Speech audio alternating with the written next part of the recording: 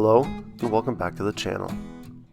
While winter is in full swing outside, we continue to make good and steady progress with the kitchen renovation. A few pieces of drywall still need to go up, and there are several holes to be patched. By the way, there's no rhyme or reason to where we're using the purple sheetrock, which I guess is supposed to be for high moisture environments. It's just what we still have available in the basement. We make sure to cut a hole in the wall before closing it up to allow space for the vent, since this will be directly over the stove later.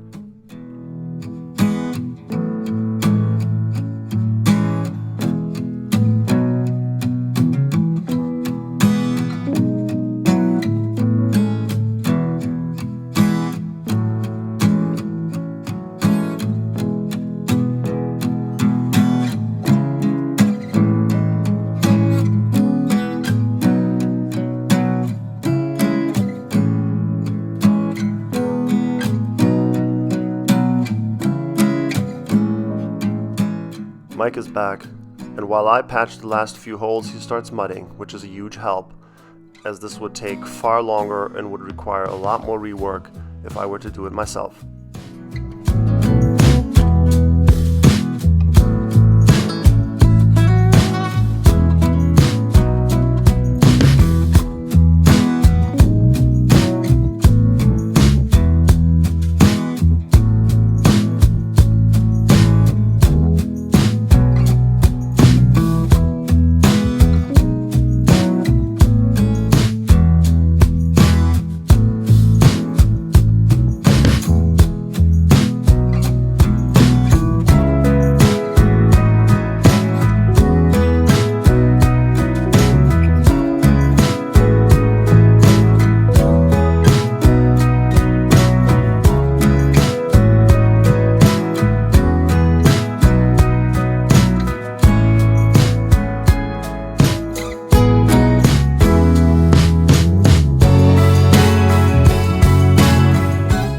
I also remove the trim around the window and pull out all the nails, as it will be replaced.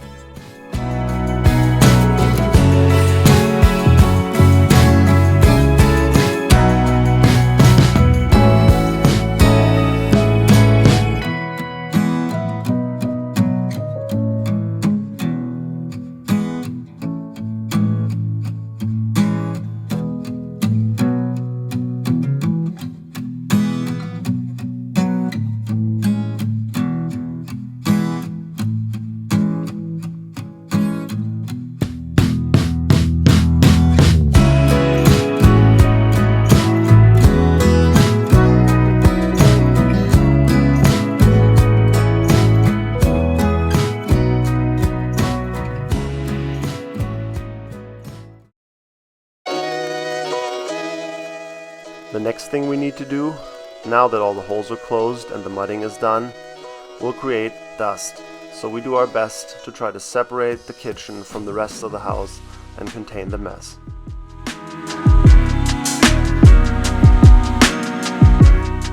Originally we had planned to leave the floor of the pantry, but now we've changed our mind and we're going to extend the hardwood from the main kitchen area into the pantry area as well. I scrape the floor and do my best to get it as clean as possible in order to prepare it for the hardwood.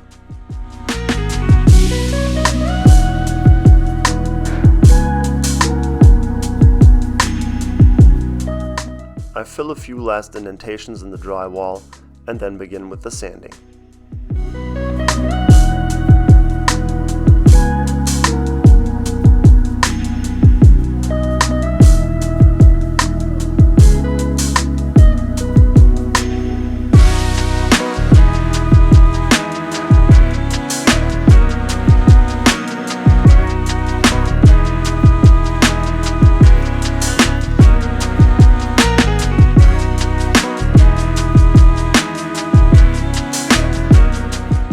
I try to get as much dust as possible off of the floor and off of the walls as well by wiping them down with a damp rag.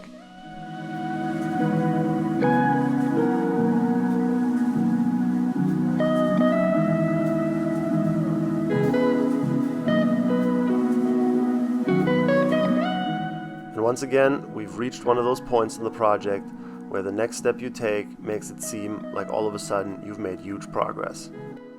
I put a layer of primer on both the walls and the ceilings, and all of a sudden it starts looking like a room again. After another second coat of primer, it's time to start cutting the edges with sealing white.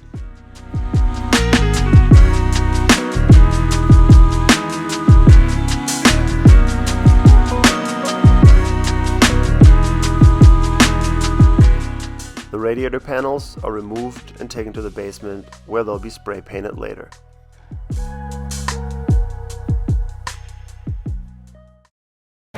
Before putting the first layer of top coat on, I do some more touch-ups and sanding on especially this wall, because it will be the wall that we walk along on the main path as we enter the kitchen from the door in the back.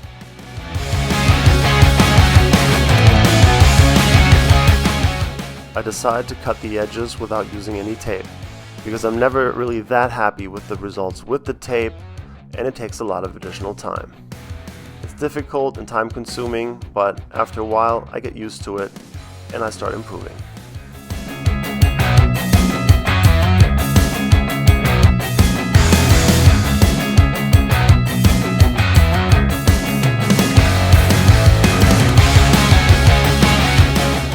The top coat is the same light gray that we used when we renovated the boys' bedrooms.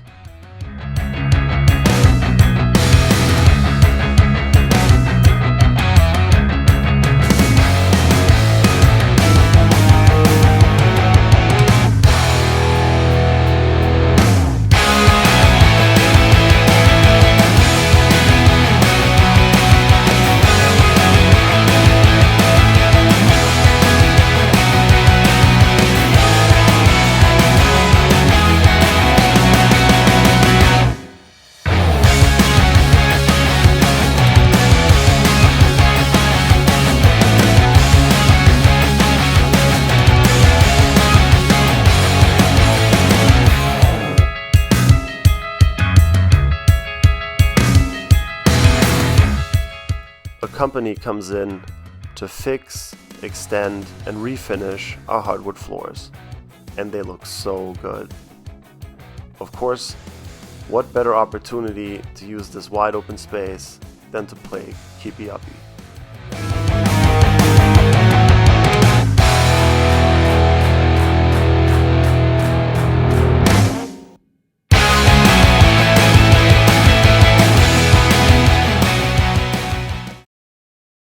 Lisa jumps in and helps on some of the very time-consuming details. She sands, cleans, paints 2 coats of primer, and then finally another 2 coats of top coat.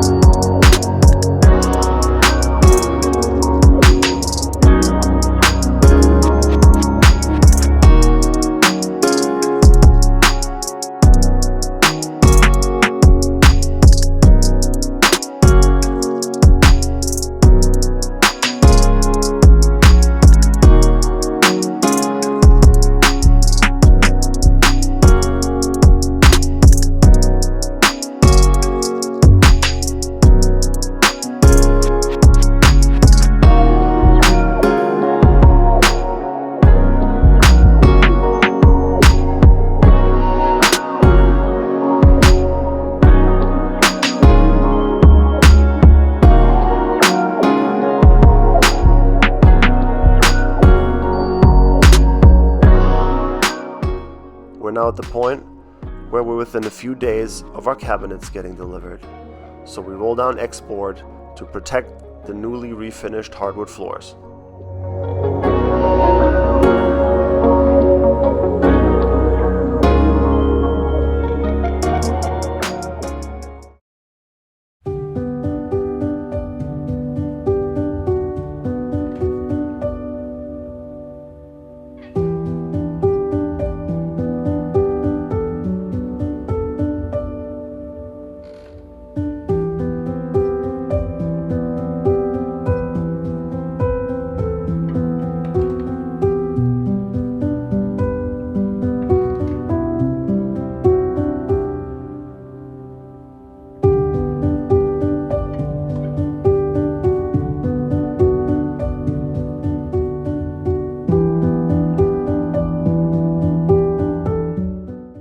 Things are starting to come together, and we're very excited to finally get out of this temporary kitchen setup. Thanks for watching. See you guys next time.